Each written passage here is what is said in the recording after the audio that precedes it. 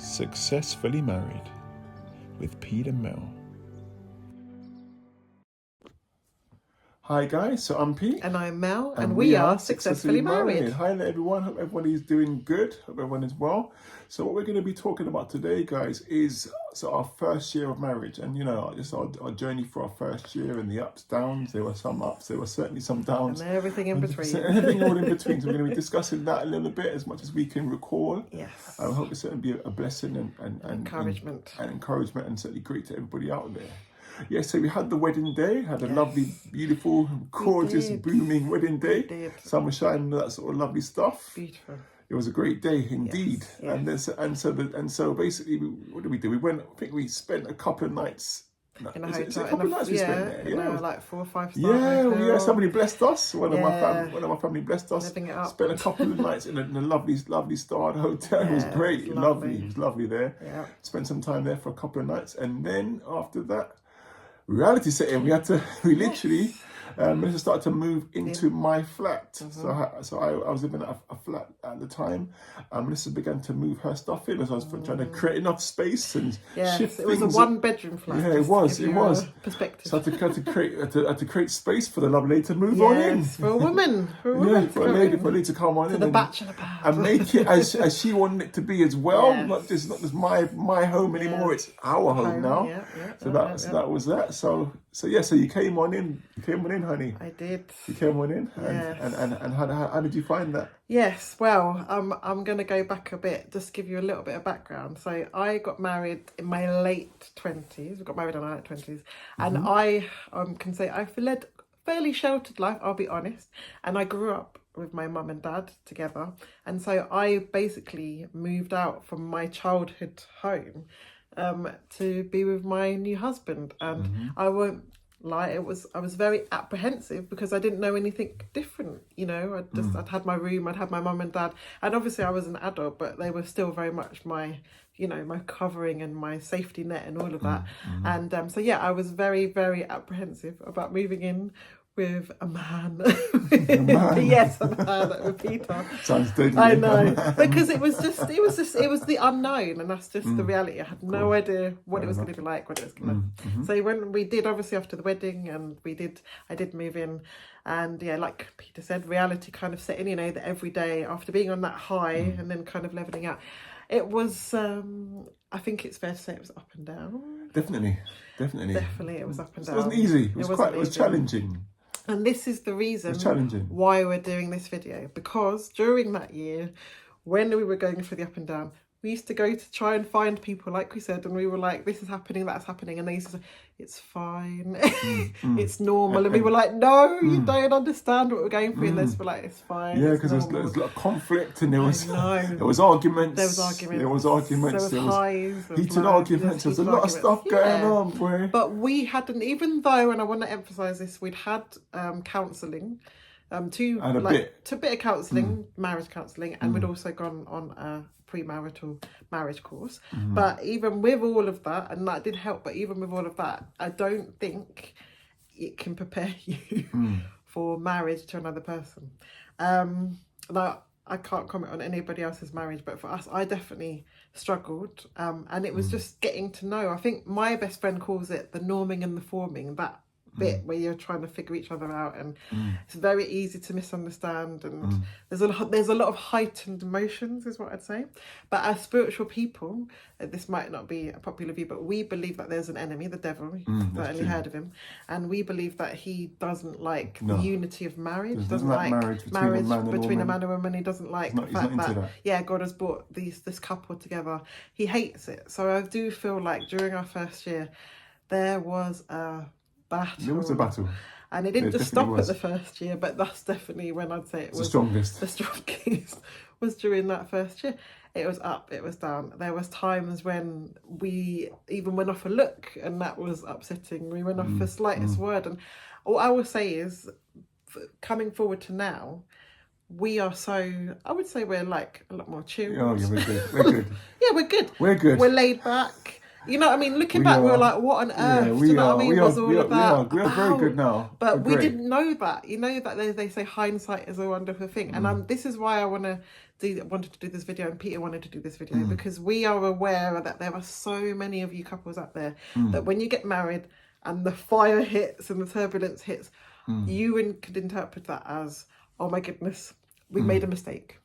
And the easiest thing to rectify a mistake sometimes is to try and undo it. And undo it. And we tried to undo it in the we didn't go for a divorce or anything, but what I mean is we sometimes thought, gosh, maybe we've made a mistake, maybe we're not meant to be together, maybe we don't really love each other. And you know, there's a whole load of thoughts that can go through your head. And did do. I'm not going to lie, there was a lot of tears on my part.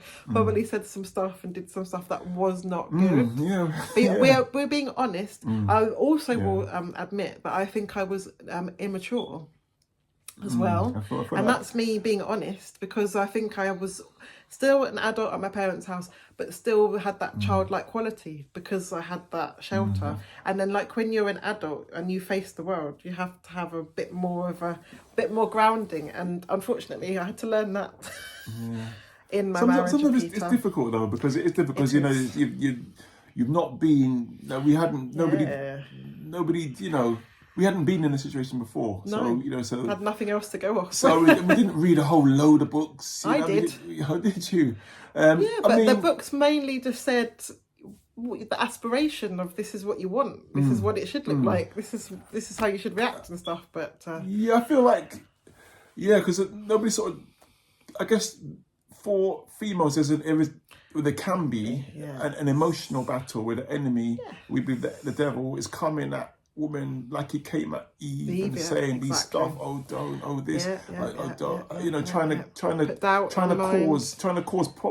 enemy can come at often can try and come at women, from my understanding, can come at women in an emotional way and to try and basically try and stop things and try and say, oh no, look, they don't really love you. If they loved you this, or if they loved you, they wouldn't do that.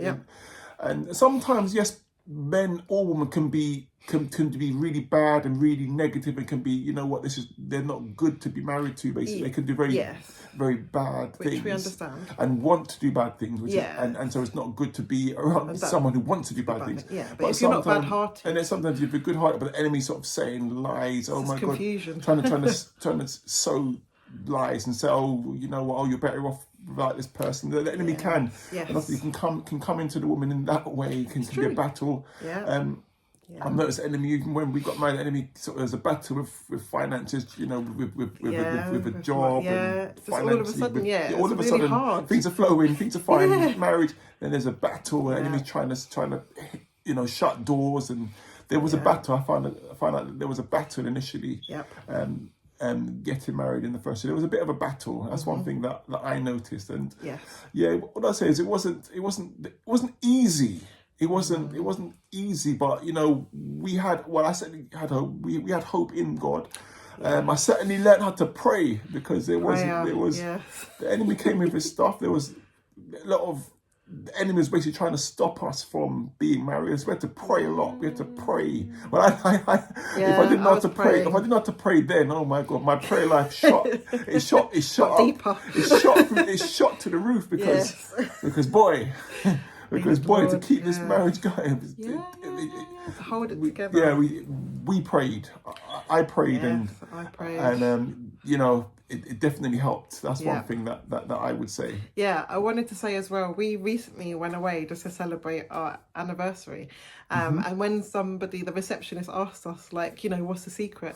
We said prayer, and the woman laughed so hard.